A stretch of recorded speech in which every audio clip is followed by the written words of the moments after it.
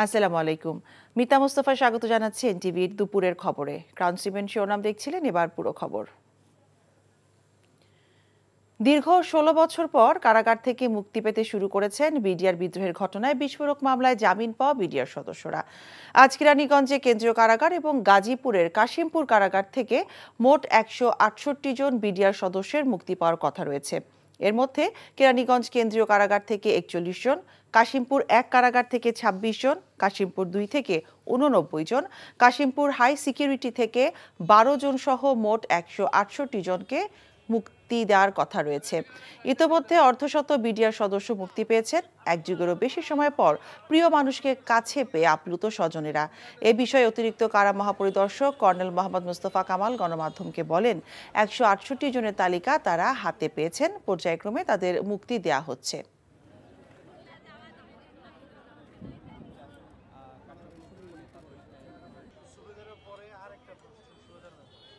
বিনা দোষে আমি এই জেলখানায় ছিলাম এবং আরও লোক ছিল, তারা সবাই বিনা দোষী এবং এখন আমার পরিবারের সাথে অনেক কিছু হারাই ফেলছি। আমার বাবা হারাচ্ছি, মাকে হারাচ্ছি। আর ১৬ বছর পরে আজকে আমি মুক্তির আলো দেখতে পারলাম। সত্যি এক অসাধারণ অনুভূতি। ১৬ বছর পর একটা পরিবার সদস্য ফিরে আসবে, যাকে দেখতাম কিন্তু কখনো একসাথে বসে থাকা হইতো না। এ বিষয়ে জানতে আমরা যাচ্ছি কাশিমপুর এবং কেরানীগঞ্জ কারাগারের সামনে। সেখানে আছেন আমাদের সহকর্মীরা। আমরা প্রথমে যাচ্ছি কেরানীগঞ্জে আমাদের স্টাফ করেসপন্ডেন্ট নূর হোসেনের সাথে কথা বলতে। নূর, এখন পর্যন্ত কতজন বিডিআর সদস্য মুক্তি পেয়েছেন?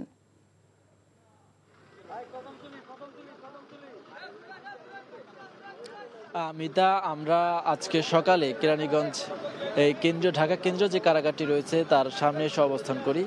সকাল থেকেই বিডিআর সদস্য যারা মুক্তি পাবেন তাদের যে স্বজন, সেই স্বজনরা ফুলের মালা হাতে এই কারা ফটকের বাইরের যে জায়গাটি, এই জায়গাটিতে অবস্থান নিয়েছেন এবং এরপরে যখন ওই বেইল আদেশটি, জামিনের আদেশটি কারাগারে পৌঁছায়, তারপরে একে একে প্রায় ৩০ জনের মতো বিডিআর সদস্যকে আমরা এই কারাগার থেকে বের হতে দেখেছি। তবে এখান থেকে সর্বমোট ৪১ জন সদস্যকে, বিডিআর সদস্যকে মুক্তি দেওয়া হবে এবং তাদের সবার যে প্রক্রিয়া, অর্থাৎ কারাগারের এই আদালতের যে জামিন আদেশটি রয়েছে, সেই জামিন আদেশের সঙ্গে পরিবারের সদস্যদের কাগজপত্র খতিয়ে দেখে এই কারা কর্তৃপক্ষ তাদেরকে মুক্তি দেওয়ার যেই আনুষ্ঠানিকতা সেটি সম্পন্ন করার পরে তাদেরকে মুক্তি দিচ্ছেন এবং তারা একে একে বেরিয়ে আসছেন এবং এখন পর্যন্ত অধিকাংশ, অর্থাৎ এখান থেকে যে ৪১ জনের মুক্তি পাওয়ার কথা রয়েছে তাদের অধিকাংশই মুক্তি পেয়েছেন। তারা তাদের স্বজনদেরকে নিয়ে তাদের যেই গ্রামের বাড়ি অথবা অন্য যে ঠিকানাগুলো রয়েছে সেদিকেই তারা চলে গেছেন।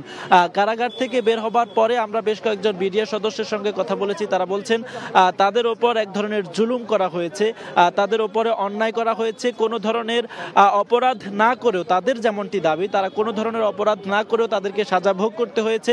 দীর্ঘ ১৬ বছর কারাগারের অন্ধকার প্রকোষ্ঠে কাটাতে হয়েছে। তারা দাবি করেছেন সরকারের কাছে তাদেরকে যেন তাদের যে চাকরিটি ছিল বিডিআরের, সেই চাকরিটি তাদেরকে পুনর্বহাল করা হয় এবং একই সঙ্গে পিলখানা হত্যাকাণ্ড যারা ঘটিয়েছিল, পিলখানা হত্যাকাণ্ডের প্রকৃত যারা অপরাধী, এই যে নতুন করে যে তদন্ত কমিশন করা হয়েছে, সেই তদন্ত কমিশন স্বাধীনভাবে কাজ করে প্রকৃত দোষী, প্রকৃত অপরাধীদেরকে চিহ্নিত করে তাদেরকে যাতে শাস্তি দেওয়া হয়, এই দাবিটি বিডিআরের যে সকল সদস্য এই কারাগার থেকে বেরিয়েছেন, যাদের সঙ্গে আমরা কথা বলতে পেরেছি, তারা জানিয়েছেন তাদেরকে এই শাস্তির, অর্থাৎ পিলখানা হত্যাকাণ্ডের আসল আসামি যারা, প্রকৃত দোষী যারা, তাদেরকে শাস্তির আওতায় আনার দাবি জানিয়েছেন তারা। মিতা।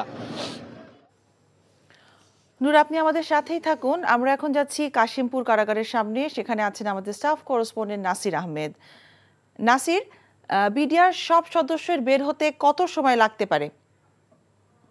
মিতা, গাজীপুরের কাশিমপুর কারাগারের মোট বিডিআর বন্দী এখানে রয়েছে ৫৯০ জন।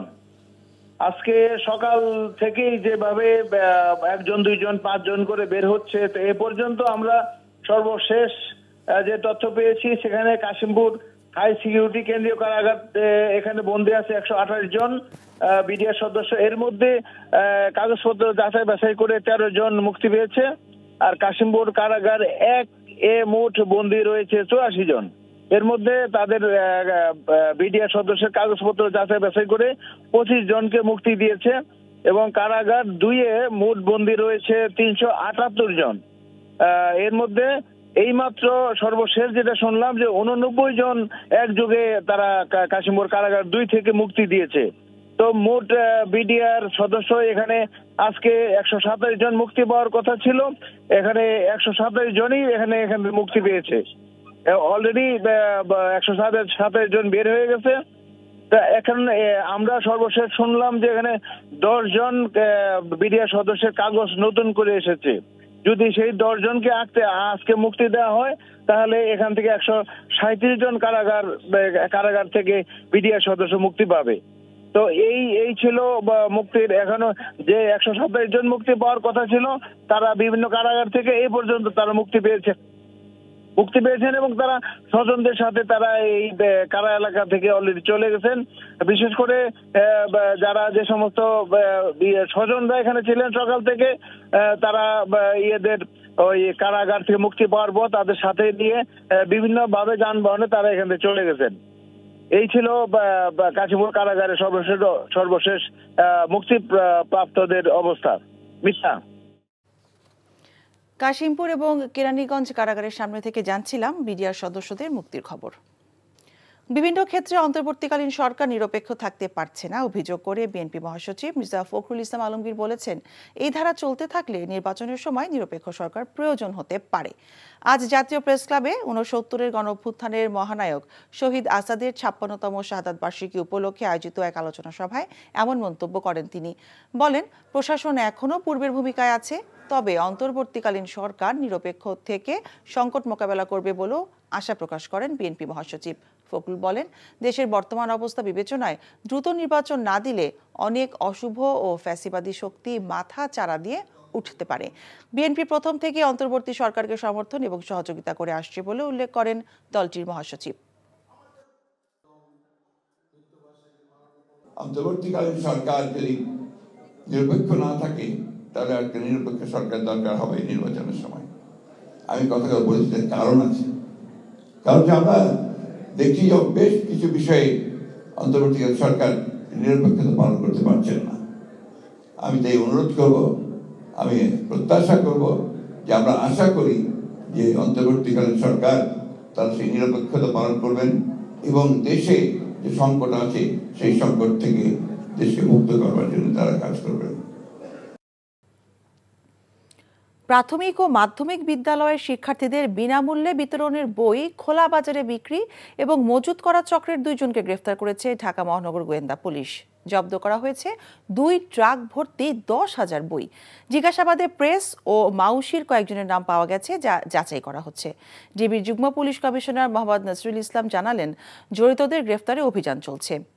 আপেল শাহরিয়ারের রিপোর্ট। বছরের শুরুতে কোমলমতি শিক্ষার্থীদের সবার হাতে বিনামূল্যে নতুন বই তুলে দেয়া সম্ভব হয়নি। এনসিটিবি হিসেবে নতুন শিক্ষাবর্ষে 4 কোটির মতো শিক্ষার্থীদের জন্য প্রাথমিক ও মাধ্যমিক স্তরে বিনামূল্যে বিতরণের জন্য 40 কোটির বেশি বই ছাপানো হচ্ছে, যার বেশিরভাগই এখনও বিতরণ করা সম্ভব হয়নি। বিপুল চাহিদা থাকায় বিনামূল্যের পাঠ্য বই বিক্রির জন্য চলে যাচ্ছে খোলাবাজারে। সক্রিয় হয়ে উঠেছে খোলাবাজারে বই বিক্রির সিন্ডিকেট। রাজধানীর লালবাগে অভিযান চালিয়ে একটি গোডাউন থেকে 10,000 বই জব্দ করে ডিবি। বিক্রির উদ্দেশ্যে বই মজুত করা চক্রের 2 জনকে গ্রেপ্তার করা হয়। সিরাজুল ইসলাম উজ্জ্বল নামে যে ব্যক্তি যাকে গ্রেপ্তার করা হয়েছে, মূলত যার গোডাউন থেকে আনা হয়েছে, তিনি 10 বছর পূর্বে একই কার্যক্রমে এর আগে একবার গ্রেপ্তার হয়েছিলেন। গ্রেপ্তার পরবর্তী সেই খোলা বাজারে বই মজুতদারি করে এবং এক একটা বই 10 টাকা 12 টাকা করে কিনে উচ্চ দরে 80 টাকা 85 টাকা করে বিক্রি করে। প্রাথমিকভাবে এটা সে স্বীকার করেছে। ডিএমপি মিডিয়া সেন্টারের সংবাদ সম্মেলনে জানানো হয়, এমন আরও বেশ কয়েকটি চক্রের সন্ধান পেয়েছে পুলিশ। আর কারা কারা এই ধরনের কার্যক্রম করে আমরা কিছু নাম পেয়েছি এবং বিতরণের ক্ষেত্রে, পরিবহনের ক্ষেত্রে কারা এই অনিয়মের সাথে সংশ্লিষ্টতা আছে তাদেরও কিছু নাম পেয়েছি। তাদেরকে আইনের আওতায় আনার বিষয়টা আমাদের প্রক্রিয়াধীন রয়েছে। এদিকে শেরপুরেও ট্রাক ভর্তি প্রাথমিক ও মাধ্যমিকের বই জব্দ করেছে পুলিশ। অসাধু ব্যবসায়ীদের অপতৎপরতা বন্ধে বইয়ের দোকানগুলোতে গোয়েন্দা নজরদারি বাড়ানো হয়েছে বলে পুলিশের পক্ষ থেকে জানানো হয়েছে। Apple Shahriar, NTV news, Dhaka. দেশের সীমান্তে ভারতের ষড়যন্ত্র আর মেনে নেওয়া হবে না। চাঁপাইনবাবগঞ্জে ভারত কর্তৃক বাংলাদেশি কৃষকদের ওপর হামলা এবং চট্টগ্রাম অঞ্চল নিয়ে ষড়যন্ত্রের প্রতিবাদ সমাবেশে একথা জানান বিক্ষোভকারীরা। রাজধানীর জাতীয় প্রেস ক্লাবের সামনে সার্বভৌমত্ব সুরক্ষা পরিষদের বিক্ষোভ সমাবেশে তারা বলেন, আইন না মেনে ভারত ক্রমাগত অবৈধভাবে সীমান্তে কাঁটাতারের বেড়া এবং স্থাপনা নির্মাণ করছে, যা বাংলাদেশের সার্বভৌমত্বের জন্য হুমকি। 53 বছরে ভারতীয় সীমান্তরক্ষী বাহিনীর হাতে প্রায় 2000 বাংলাদেশি নাগরিক হত্যা এবং অসংখ্য মানুষ আহত হয়েছে দাবি করে বিক্ষোভকারীরা বলেন, অবিলম্বে সীমান্ত হত্যা বন্ধ করতে হবে।